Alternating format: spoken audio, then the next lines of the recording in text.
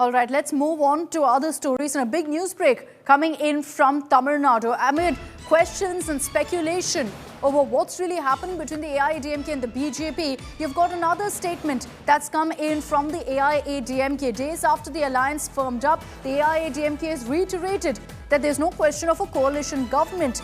So the AIADMK is setting the record straight, that it's a yes to an alliance, no to a coalition government.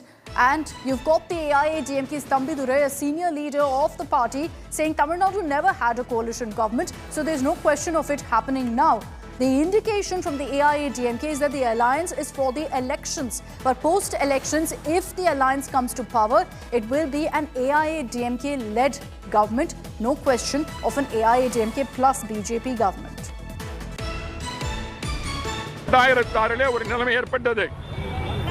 திமுக 93 சீட்டு தான் அவருக்கு majority கிடைக்கல. அப்படி என்ன சொன்னார் கருணாநிதி அவர்கள்? கூட்டணி வைத்தால் நான் முதலமைச்சர் பதவி வைக்க மாட்டேன். 2026 எடப்பாடி பழனிசாமி தனியாகத்தான் ஆட்சி அமைப்பை பார்த்தவரை கூட்டணி என்பதற்கு இடமே கிடையாது. தமிழகத்தில் இதுவரை கூட்டணி ஆட்சி வந்ததும் கிடையாது.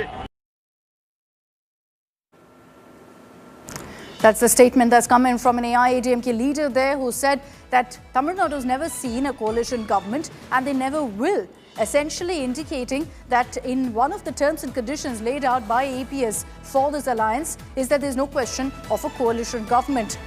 But at the same time, there will be questions about whether the BJP also is on board with this. Let's get you our next report about really what this means for the AIADMK-BJP alliance who are looking to come to power in 2026. They're teaming up, of course, to take on the ruling DMK. The alliance is taking shape, but there's mixed signals from the AIADMK, raising one key question of who's really in charge of the NDA.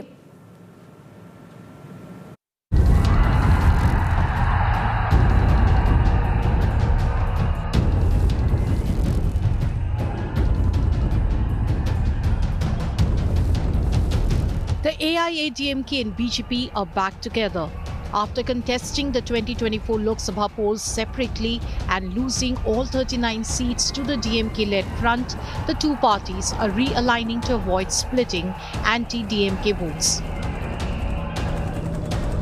But even before the alliance could take off, AIADMK chief Edappadi Palaniswamy has rocked the boat. கூட்டணி அரசுன்னு சொல்லவே இல்லை. நீங்க தப்பா புரிஞ்சுக்கிட்டு ஏதோ அனைத்து இந்திய அண்ணா திராவிட முன்னேற்ற கழகம் பாரதிய ஜனதா கூட்டணி ஆட்சி அமைக்கும் அப்படிலாம் அவர் சொல்லவே இல்லை. திருப்பியும் சொன்னார் டெல்லிக்கு மாண்புமிகு பிரதமர் மோடி அவர்கள் தமிழ்நாட்டுக்கு என்னுடைய பெயரை சொல்லி சொன்னார். Just a week ago, while sharing the dais with EPS, Amit Shah had claimed the two would form the state government together, but sources suggest talks on cabinet sharing will happen only after a win. ADMK और भाजपा का ये जो alliance का मतलब मिलके राज्य यहाँ पे बनाएंगे क्या पूछ रहे हैं? जी, हम साथ में सरकार बनाएंगे. हम चुनाव एडापाड़ी जी के नेतृत्व में लड़ेंगे. अगर जीतेंगे तो भाजपा के जो MLA से ना मंत्री बनेंगे क्या पूछ रहे हैं? वो हम जीतने के बाद तय करेंगे. मैं कोई कंफ्यूजन छोड़ना नहीं चाहता. DMK के लिए हम एडापाड़ी जी के नेतृत्व में चुनाव लड़ेंगे. Had they joined forces in 2024, the NDA might have won up to 13 seats. While AIADMK is strong in rural areas, the BJP brings urban and youth support. Together, they hope to challenge the DMK's dominance. With Stalin's solid alliance and superstar Vijay's entry shaking things up, 2026 Assembly poll is shaping up to be a fierce contest. Bureau Report, India Today.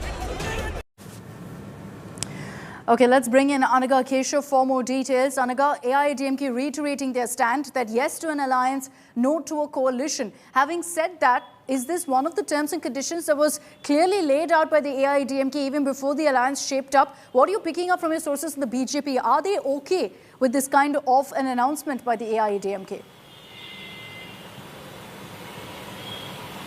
Well, in fact, Akshita, when it comes to Tamil Nadu, it has never had a coalition government. It has either been DMK or been ADMK in power, but never a coalition.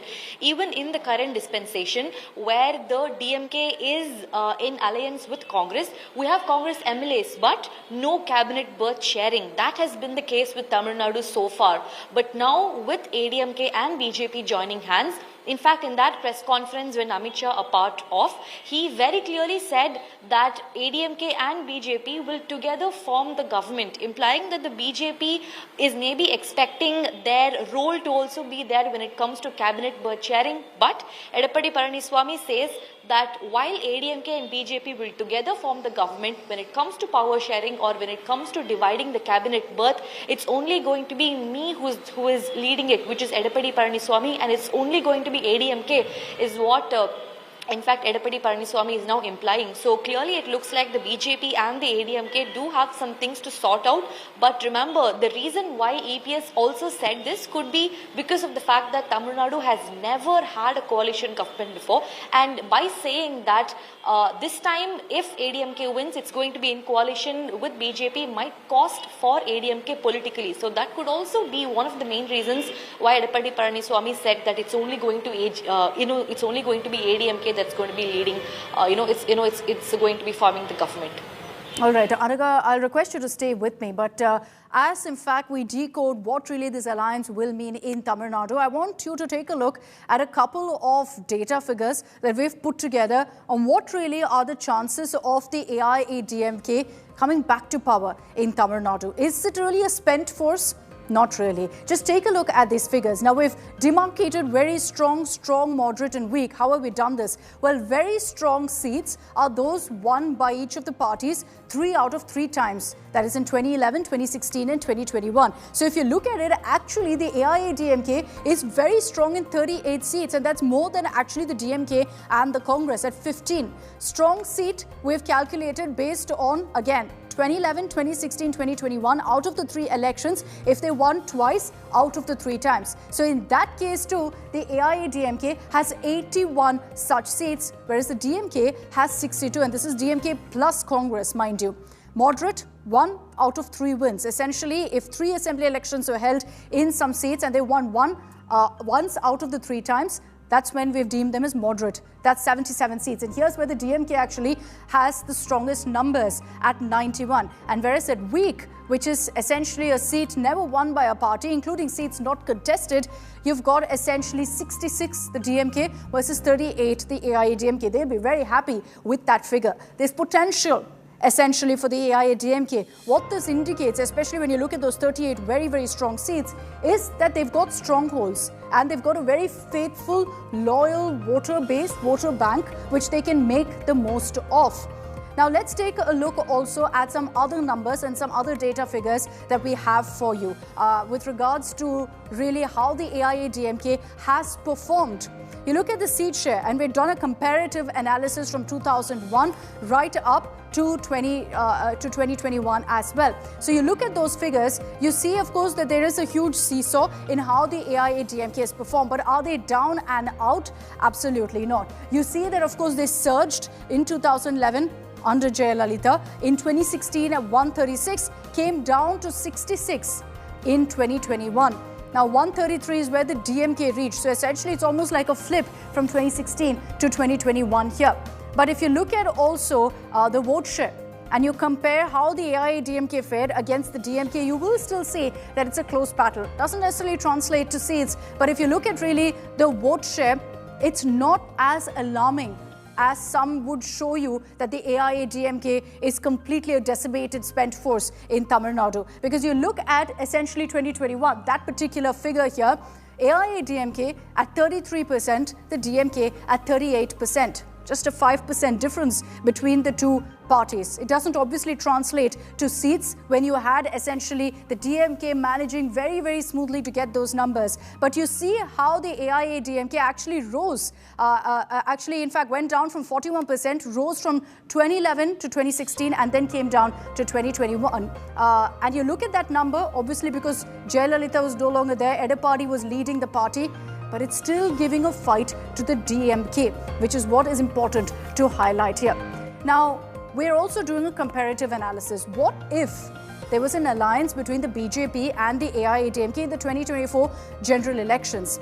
Here's first a look at the numbers in 2024. This is what it looked like for the BJP, the AIADMK and the DMK. Now, if there was an alliance in 2024, how would those numbers actually have changed up? You see 10 there for AIADMK plus, that would have gone up to 84. And whereas you look at the DMK at 150 versus 26 and 13. This is the 2024 general elections. What you see there in blue is essentially in the assembly seats trends. Based on the results in 2024, these are parliamentary seats which we broke into assembly segments to explain what would happen if there was an alliance that had happened in 2024 for the general elections, and you saw an assembly election then too. It's interesting to see what the numbers were like, and while you still had the DMK in the lead, it would have been a much closer battle. Convert that also to vote share and look at what it looked like 2024, what the actual results were versus what would have happened if there was an alliance. Now let's show you those numbers as well. So the DMK at this point, we all know, of course, look at those numbers there. They had 47% in 2024. If there was an alliance, the AIADMK plus the BJP could have got 41% of the vote share. And you then compare the two numbers, so 47% versus 41%, just about a 6% difference. Whereas in reality, what happened was there was no alliance, so that's broken up further. AIADMK at 23%, BJP at 18%. So then there's a very big difference between the DMK and these parties, which is why experts say that it just makes sense for both parties, the AIADMK and the BJP, that they come together, bring forces together nationally and regionally in the state, and so they can take on the DMK. They're trying to create a narrative of DMK versus the rest. They'll want these numbers to hold good in the 2026 elections and perhaps even build on this as well.